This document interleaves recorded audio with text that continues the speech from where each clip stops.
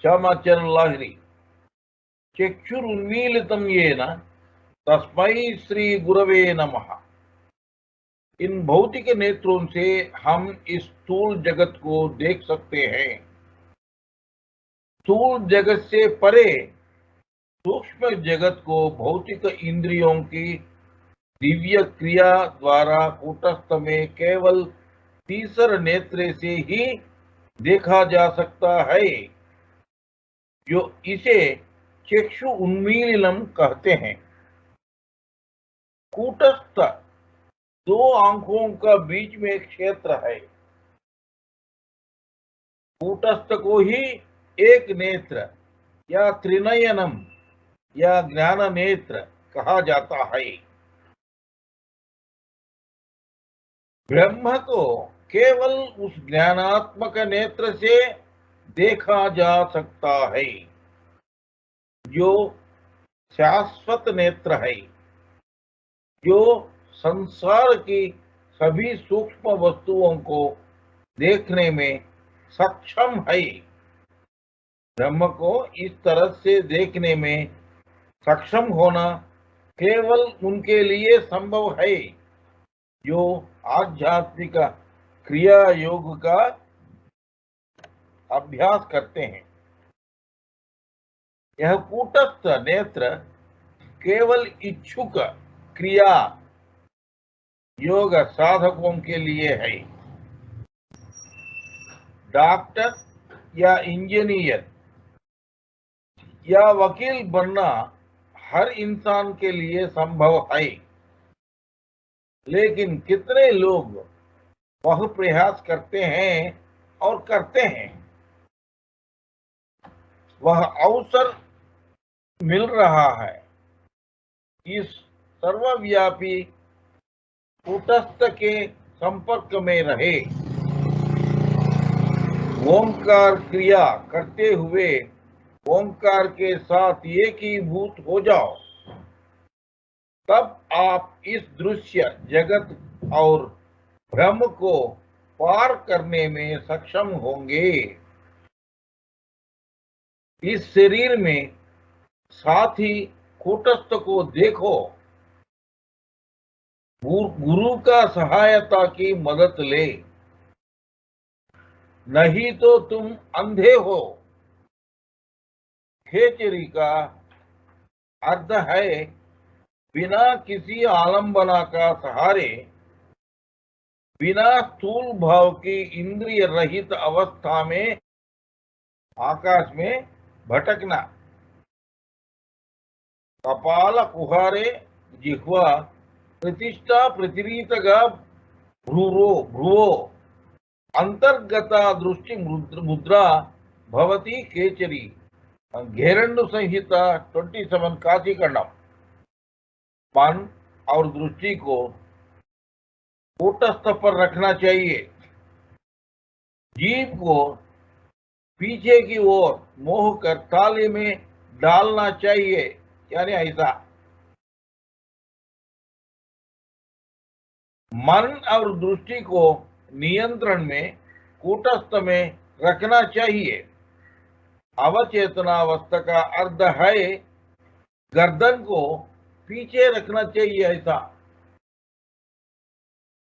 इसे खेचरी मुद्रा कहते हैं। यह खेचरी मुद्रा इंद्रिय दमन का कारण बनती है।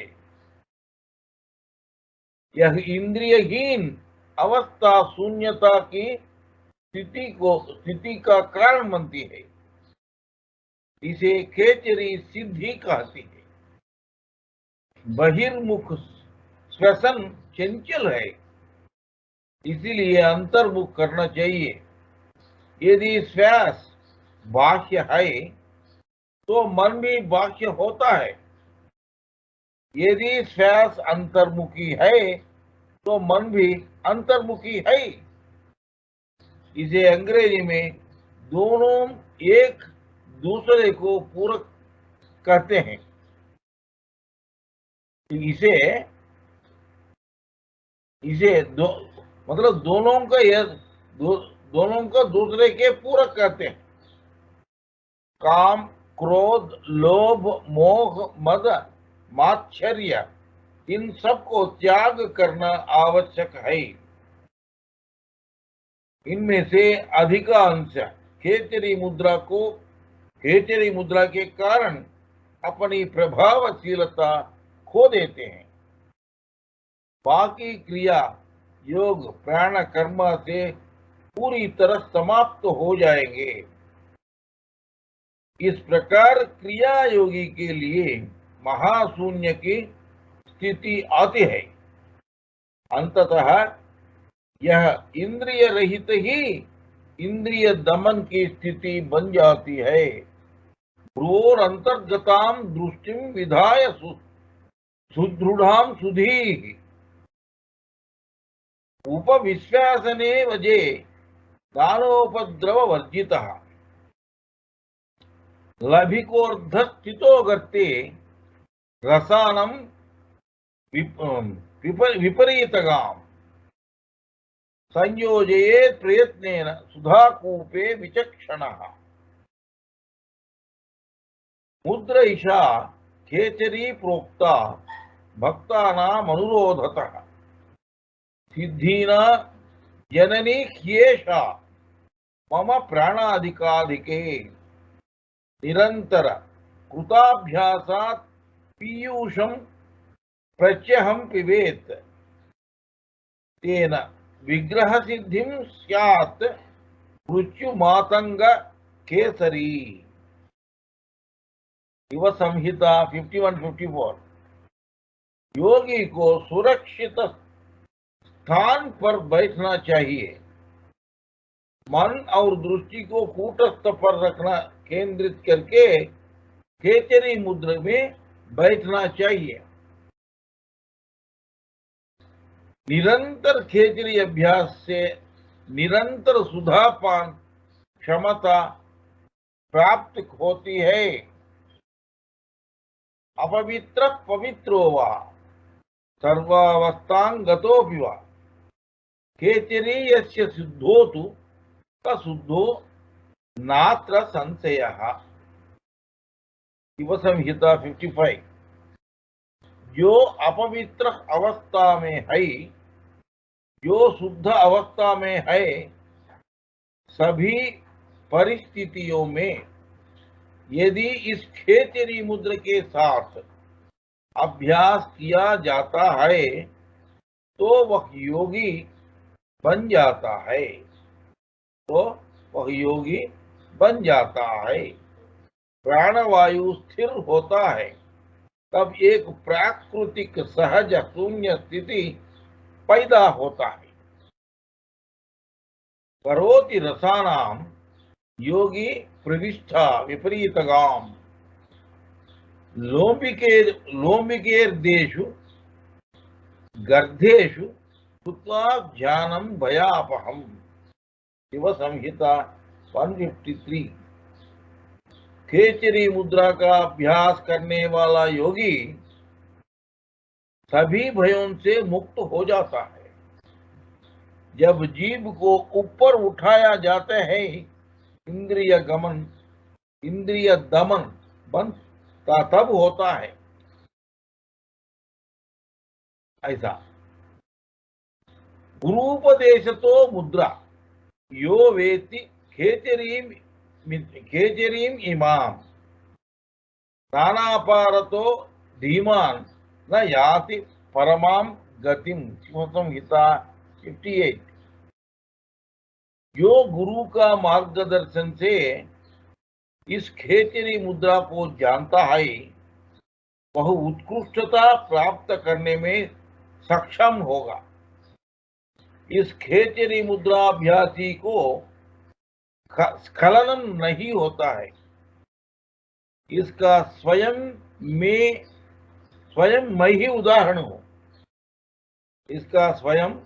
मैं ही उदाहरण हूं। गो का अर्थ है इंद्रिया। इंद्रियों को गो कहते हैं। मांस का अर्थ है फिसलना। खाना का अर्थ है खाना, यानी गो मांस खाने का अर्थ है खेचरी मुद्रा का अभ्यास करके इंद्रियों को वश में करना। जीभ को यानी जीभ को तालु में छेद में रखे, लाइक दिस, और जीभ को स्थिर रखे। फिर प्राण कर्मा करते समय आपको कंठ में मीठा रस का स्राव का अनुभव होगा। सहस्रार चक्र से एक अमृत गले में बहता है। ऐसा मनुष्य जन्म और मृत्यु से परे है। शरीर का पोषण होता है। शरीर का हाँ। एक प्रश्न, जब सहस्रार से अमृत बिंदु आता है वो क्या आज्ञा पॉजिटिव आज्ञा नेगेटिव ऐसा आके गले में आता है या सीधा ऊपर से नीचे गले में आ जाता है? वही positive negative and then Vishuddha. Okay, it will take the same route. Thank you. तो सहस्रार चक्र से अमृत गले में बहता है। ऐसा मनुष्य जन्म और मृत्यु से परे है। शरीर का पोषण होता है। दूसरा जन्म दुर्लभ है। निश्चलम ब्रह्म उच्यते की अवस्था में आ जाता है। योगी किसी भी संसार गरल की अवस्था से सहस्रार चक्र से अमृतपान की अवस्था में उदय होता है। जब योगी की जीभ योनि की आकार के ताड़ू के छेद में डाली जाती है, तब उस योगी को महाशून्य आनंदमय स्थिति आता है। इस अवस्था को भगवत कहते हैं। भ का अर्थ है भक्ति, ग का अर्थ है ज्ञान, व का अर्थ है वैराग्य है। भगवान के अर्थ है अलग जुनून वैराग्य है। ता का अर्थ है दार्शनिक ज्ञान है, यानी सर्वोच्च होने का ज्ञान है। जीभ दहिने नथुने में 1 इंच घुस गई। ध्वनि सौ करके सौ के साथ आता है। पीछे की जीभ बाएं नासिका के छिद्र में 1 इंच प्रवेश करती है। ध्वनि सी के साथ आवाज आती है। जीभ को अभी भी प्रयास से ऊपर उठाना चाहिए तो ब्रह्म वह महाशून्य है जो घटित होता है या प्रकट होता है। प्रयास से व्यक्ति लंबे समय में इस अवस्था को प्राप्त करने में सक्षम होता है। खेचरी सिद्धि काम सिद्धि की ओर ले जाती है, जिससे साधक को स्वराज्य व आत्मराज्य में स्थायी शाश्वत स्थान प्राप्त हो सके। काम वासना पर विजय प्राप्त कर साधक शेष इंद्रियों पर आसानी से विजय प्राप्त करने में समर्थ हो जाता है। मेरे गले में मिठास है। श्वास अभी भी भीतर की ओर चल रही थी। तीव्र नशा। ऐसा ओंकार क्रिया सक्रिय करने में सक्षम है। प्राणायाम में 3 कर्म होते हैं, पूरकम, रेचकम और कुंभकम। इन्हें लगन से करना चाहिए। क्रिया योग कर्मा करने योगी पूरकम रेचकम करता है। जैसा कि नियमित रूप से किया जाता है, दोनों पूरकम रेचकम के बीच का अंतर बढ़ता जाता है और कांड अपने आप में समान हो जाता है। अपाने जुह्वति प्राणम प्राणोपानम तथा परे प्राणापान गतिरुद्ध्वा प्राणायाम परायणाः। गीता 4:29। क्रिया योगी प्राणवायु को अपान वायु में, अपान वायु को प्राण वायु में होमम करना चाहिए। उनकी गति बाधित प्राण और अपान वायु दोनों में व्यत्यास होके भिन्न होती है। यो धीरे धीरे सहजता से कुंभक की ओर ले जाती है। दुष्टता को पाप कहते हैं, सुकर्मों को पुण्य कहते हैं। आत्मज्योति व आत्मज्ञान की दृष्टि जो गहन क्रिया योग अभ्यास से उपलब्ध होती है, सभी पापों और अच्छे कर्मों के परिणाम को समाप्त कर देती है।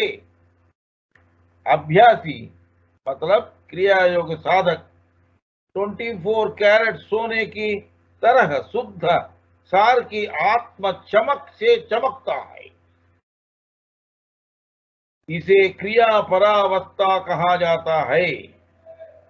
असंग शस्त्रेण दृढ़ेन चित्वा, गीता 15:3। असंग कोई अंग, शस्त्रेण श्वास को साधन का रूप में प्रयोग करते हुए इन इंद्रिय गंधों को दृढ़ेन चित्वा पक्का मिटा देना चाहिए। तस्मात् उत्तिष्ठ कौन्तेय युद्धाय कृत निश्चयः, गीता 2:37। तो यह क्रिया योग प्राण कर्म युद्ध करो, उठो। स्वल्पमप्यस्य धर्मस्य त्रायते महतो भयात्, गीता 2:40। सेकंड अध्याय 40 श्लोक। यह क्रिया योग निष्काम प्राण कर्म युद्ध थोड़ा अल्प प्रमाण में करने से भी, यह क्रिया योग निष्काम प्राण कर्म युद्ध थोड़ा अल्प प्रमाण में करने से भी यह उच्चतम संसार भय को समाप्त कर देती है। ये उच्चतम संसार भय को समाप्त कर देता है। प्राण वायु को अपान वायु में, अपान वायु को प्राण वायु में होमम करना चाहिए। आंतरिक रूप से स्थापित होना चाहिए। प्राण और अपान वायुओं की गति का परिणामी अवरोध शरीर को प्राणायाम परायण नामक अवस्था के लिए तैयार करता है।